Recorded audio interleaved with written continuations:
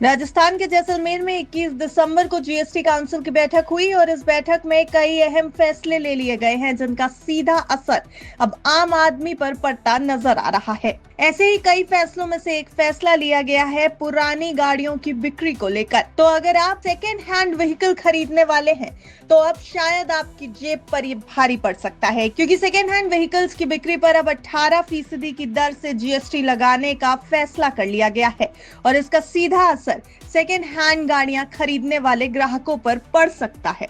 क्या है ये पूरी खबर, चलिए इस रिपोर्ट में आपको बताते हैं। देश में पुराने और यूज्ड वाहनों का मार्केट काफी बढ़ गया है। तमाम कंपनियां पुराने वाहनों को कम दाम पर सेल कर रही हैं, लेकिन इन ओल्ड व्हीकल्स की बिक्री पर लगने वाले टैक्स को लेकर राजस्थान के जैसलमेर में आयोजित 55वीं जीएसटी काउंसिल की बैठक में बड़ा फैसला लिया गया। दरअसल जीएसटी काउंसिल की बैठक में इलेक्ट्रिक व्हीकल समेत पुराने वाहनों की बिक्री पर टैक्स में इजाफा किए जाने पर सहमति बन गई है।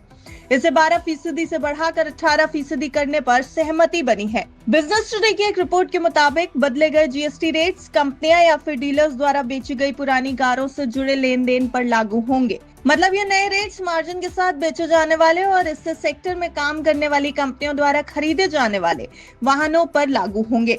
हालांकि पुराने वाहन बेचने या खरीदने वाले व्यक्तियों पर 12% की दर से ही टैक्स लागू रहेगा, यानी इंडिविजुअल बायर्स और सेलर्स पर कोई असर इस फैसले का नहीं होगा।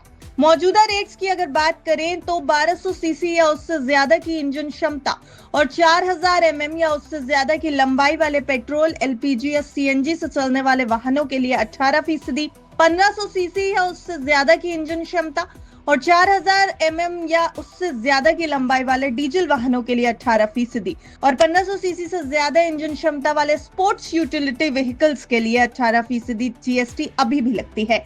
ऐसे में जीएसटी काउंसिल द्वारा इस कैटेगरी के ओल्ड और यूज्ड वाहनों के लिए जीएसटी रेट्स को बढ़ाकर 18% करने का फैसला बड़े वाहनों और एसयूवी के लिए मौजूदा टैक्स स्ट्रक्चर के अनुरूप है। तो बदलाव के मुताबिक अब पुराने इलेक्ट्रिक व्हीकल समेत अन्य 12% टैक्स वाले व्हीकल्स बिजनेस द्वारा दोबारा बेचे जाने पर 18% के ब्रैकेट में शामिल हो जाएंगे। आपको ये भी बताते चलें कि बैठक से पहले बीते दिनों जीएसटी काउंसिल की फिटमेंट कमेटी ने ओल्ड और यूज्ड व्हीकल्स पर जीएसटी दर को 12% से बढ़ाकर 18% करने की सिफारिश की थी।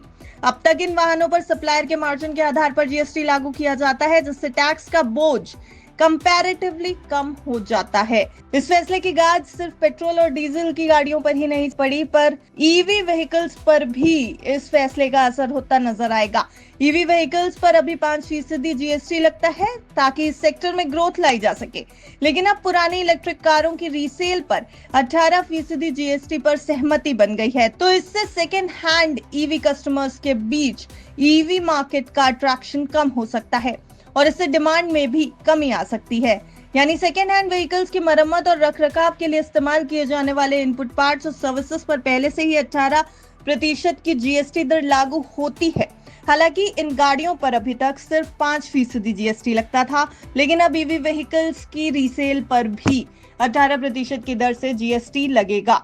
जीएसटी काउंसिल की बैठक राजस्थान के जैसलमेर में वित्त मंत्री निर्मला सीतारमण की अध्यक्षता में हुई है, जिसमें तमाम राज्यों के वित्त मंत्री भी शामिल रहे। ब्यूरो रिपोर्ट, बिस्ता।